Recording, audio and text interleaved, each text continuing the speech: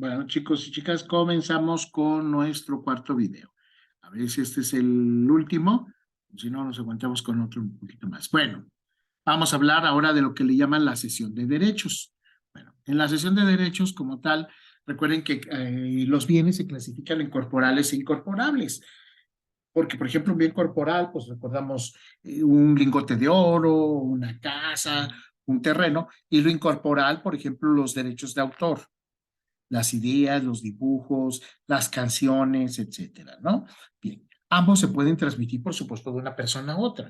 Los bienes corporales, recuerden, se pueden transmitir por contratos como son, porque te vendí un coche con la compraventa, la permuta, que es el trueque, como se llama, o cambio, te cambié un coche por 3 motocicletas, o la donación, te estoy dando la casa, un coche, una bicicleta. El contrato de arrendamiento, pues es una cesión de derechos también, para que durante un año tú puedes ocupar mi casa, pero me vas a estar pagando la renta.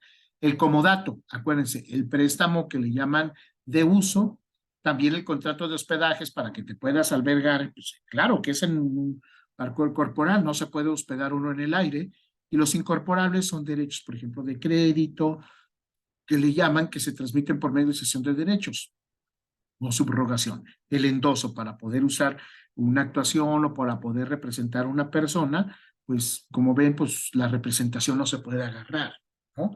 Pero tengo el derecho, un mandato, pues es una cesión sobre todo de derechos o subrogación. Bueno, en la legislación mexicana se define como cesión de derechos, en primer lugar, cuando el acreedor transfiere a otro aquellos que tenga contra su deudor, es decir, que en vez de que me pague a mí, te vas a pagar a él.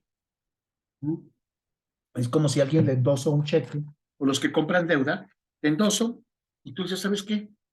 Tú cóbrale a él, y ya tú te vas con ese cheque o con ese pagaré a cobrarle al otro. Le estoy cediendo los derechos para que él sobre todo cobre. Y en la mayoría de las obligaciones, por supuesto, se manejan dos sujetos. El primero de ellos, el que cede los derechos, se le llama cedente, y el cesionario, es el que recibió el pagaré para cobrarlo. A lo mejor le pagué dinero, porque hay gente que compra deudas, ¿eh? Le dan un pagaré, se lo compran y alguien dice, pues yo ya para no andar batallando con el deudor, yo ya lo compré, yo ya tengo el pagaré, perdón, yo ya tengo mi dinero y me quito de broncas. Y hay gente que pues así trae todos los pagarés, claro, que los compra porque ya ve que ahí él tiene oportunidad de que efectivamente tiene con qué pagarle. Ya revisó que él tiene bienes, etcétera, pero que está pagando poco a poquito y pues ellos se convierten ahora en los acreedores, ¿verdad? Entonces, para poderse hacer esta operación, se llevó a cabo una transmisión de derechos que puede ser gratuita u onerosa a cambio de alguna comisión, ¿no?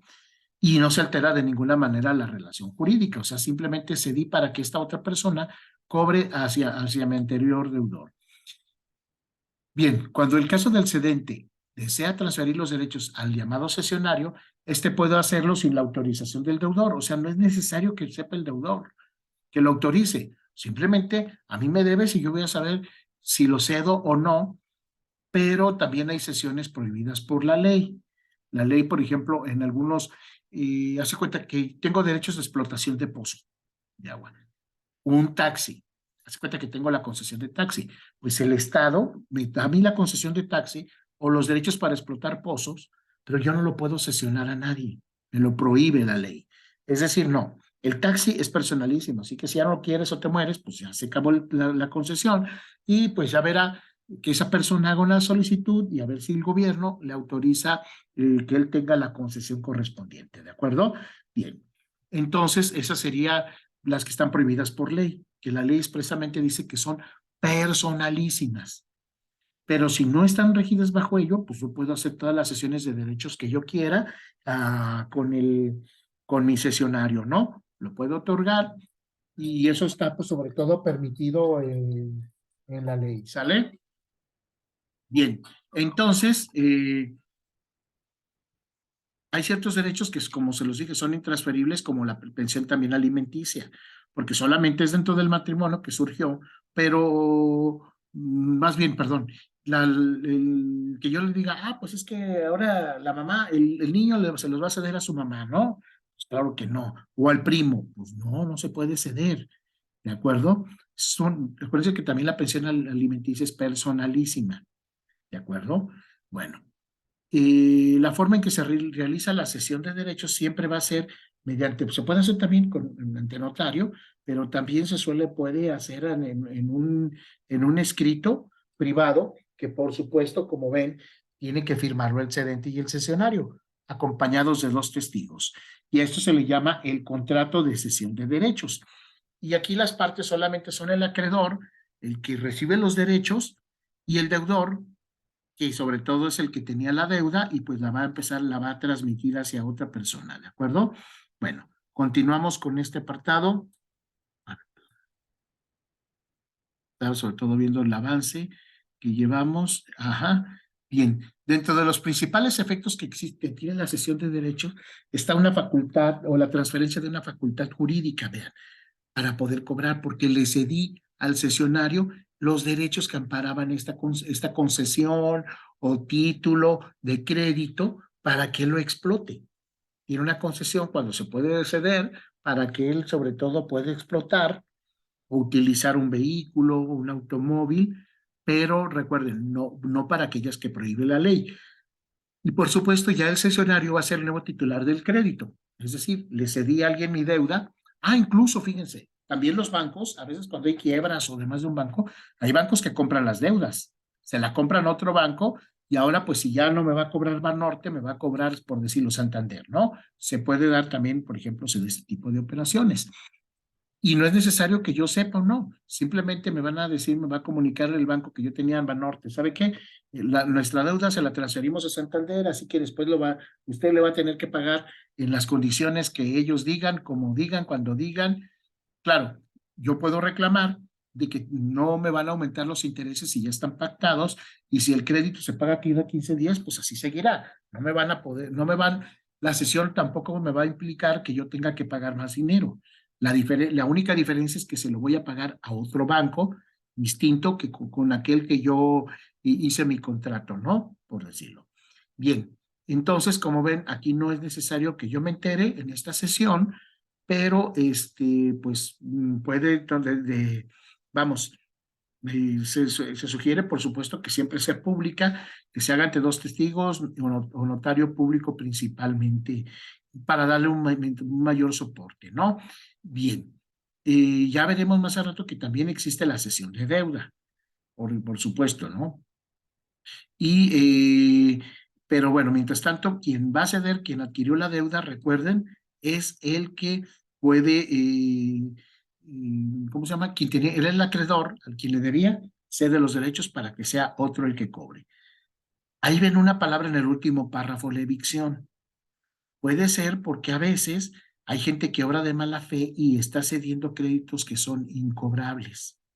Entonces, cuando esa es la situación, pues alguien le puede demandar y se va a anular ese contrato. Se va a anular con la responsabilidad para el que pues provocó todo este desastre, ¿no? Bueno, también tenemos lo que es la cesión de deudas. Sí, porque resulta que por ahí puedo decir, oye, ¿sabes qué? Ya no puedo pagar yo. Entonces, al no poder pagar yo, alguien va a adquirir la deuda y se compromete ante mi acreedor para responder. Puedo decir, ¿saben qué? Ok, ya mi hijo está en muy mala situación económica o complicada, mi hermano, y yo decido que la deuda se pueda transferir conmigo. Acepto. Y si es posible, chicos, ¿eh? Pues sí, chicas, se cede la deuda. Entonces también igual se hace de manera por escrita porque interviene un tercero.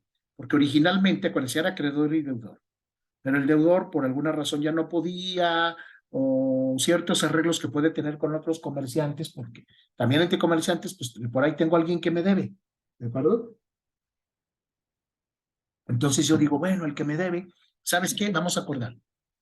A mí ya no me pagues, págale a fulano, ponte de acuerdo en esto, y se lleva a cabo, pues, sobre todo esa operación de la cesión de deudas, pero aquí también el acreedor tiene que estar enterado, por supuesto, de que va a ser otro la persona que va a estar pagando, ¿no? Porque ya el deudor original, pues vean, transmitió su deuda, y eso, pues sobre todo, tiene que ser con el consentimiento del acreedor. ¿Cómo se manifiesta el consentimiento del acreedor? Puede ser expreso, de manera oral o escrita, cuando declara aceptar la sustitución del deudor, porque también es muy importante. Porque qué tal si dice, es que tú ya no me pagaste, tú me debes, quien me pagó fue fulano. No, fulano te pagó porque él asumió la deuda que tenía conmigo. Hay que referenciar, si no imagínense, puede haber acreedores bien tranzas que van a cobrar dos veces y ahí se van a fregar al que se ofreció de buena manera y al que pues, no podía asumir la deuda. O tiene que quedar por escrito aclarando que Panchito o mi compadre va a pagar por mí por la deuda que yo tenía con don Francisco, ¿no? Don Francisco es mi compadre, o mi hermano, o mi papá, o mi hijo, quien va a asumir esa responsabilidad. Bueno, ahorita en un momentito también continuamos, ya llegamos aquí para no agotarnos ya el tiempo, y ahorita preparamos nuestra quinta video.